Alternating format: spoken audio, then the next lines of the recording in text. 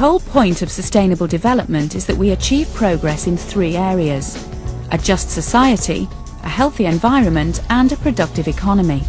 The art of sustainable development need not be overcomplicated. If we adopt a longer-term approach and consider the 3 elements together from the start, we open up the possibilities for simpler solutions. This will make us better policymakers and improve our delivery and operations as we find new, exciting and unexpected solutions to the challenges we face.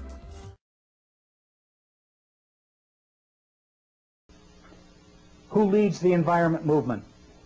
The convener of the summit, Maurice Strong, identifies Baron Edmund de Rothschild as the creator of the environment movement. Here are his own words describing Rothschild as the positive synthesis of environment on the one hand and growth and development on the other. Listen carefully as Maurice Strong introduces Baron de Rothschild. So there is no better person. He epitomizes in his own life that positive synthesis between environment, conservation on the one hand and economics on the other.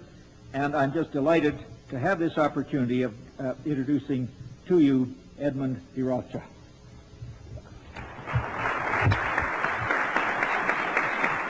The positive synthesis of environment on the one hand, that's the thesis, and growth and development on the other, that's the antithesis.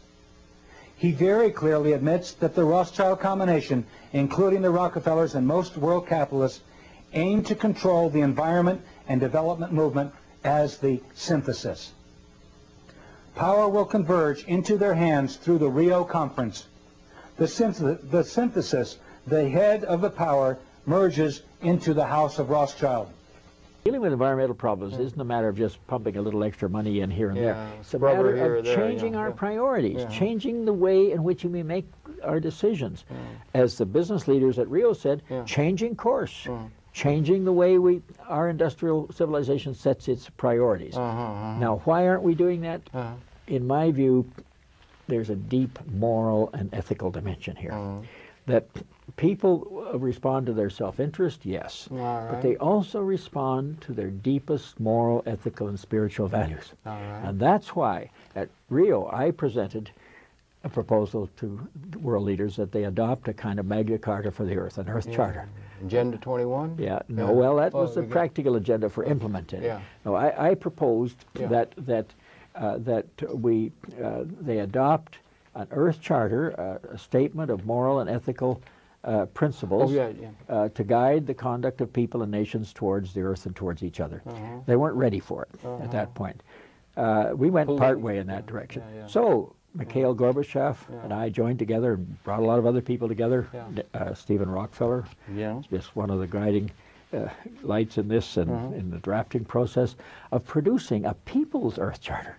And now millions of people around the world have signed on to this. The fourth world. No one really talks about the fourth world, do they? That's because we haven't seen the fourth world come about. The fourth world came up in the title of the Congress I attended. It was called the Fourth World Wilderness Congress. Maurice Strong said it was called the Fourth World because it was the fourth one of these environment congresses that Edmund de Rothschild had created. I learned later that the world order refers to the coming one world government as the Fourth World. It came out really from a Rockefeller-funded organization and a Rockefeller-funded man who's a top man at the United Nations, Maurice Strong, who started up the Rio Earth Summit, where every insect and animal and tree and blade of grass was given special rights, but what wasn't given any rights at all were humans. Because this is the century for change, and what we're talking about, of course, is this totalitarian world regime. And when you go as far back as the United Nations and then the League of Nations, the precursor, they set up a department for agriculture, for instance. In fact, they set up a department for everything that you need personally to live, to sustain your own life. Because the world they said they'd bring in is one where the common people could not rule and guide their own lives. It would be done by experts. And all private property, eventually, and all foodstuffs and all water would be given over to these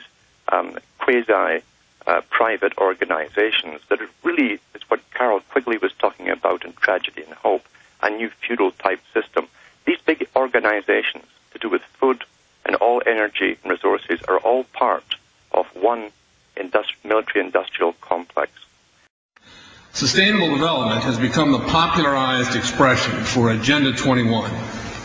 Agenda 21 is the 1992 United Nations Rio Declaration on the Environment and Development. It is the agenda for the 21st century you're living in today. For a brave new world where everything that you cherished and held true will no longer exist. Agenda 21 defines itself as the comprehensive plan of action to be taken globally, nationally, and locally by organizations of the United Nations. Sustainable development is the philosophy designed to bring human beings across the globe under the full control of a narrow human elite. It's a 40-chapter document to basically control the world. It's based entirely on socialist control mechanisms. Sustainable developers have designed a global movement coordinated through a global to local action plan to create world government in accordance with certain objectives. I want to tell you about a few of the things that I have learned during these last 5 years of intensive research.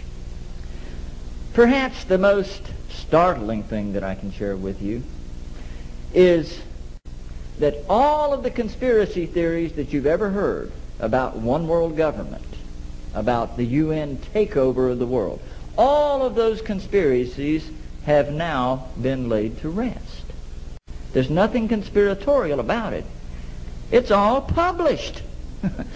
The UN-funded Commission on Global Governance began meeting in 1992 in earnest and met for 4 years, and last fall released their final report.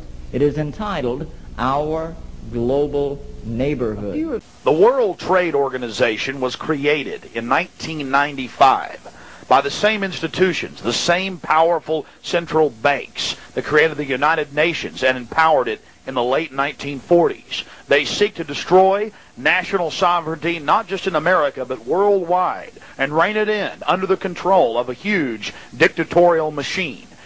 And their track record is clear.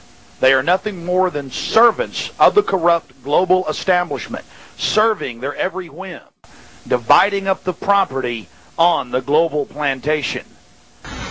This is a map of the Wildlands Project. To explain the map, the red are areas that are to be off limits to human beings.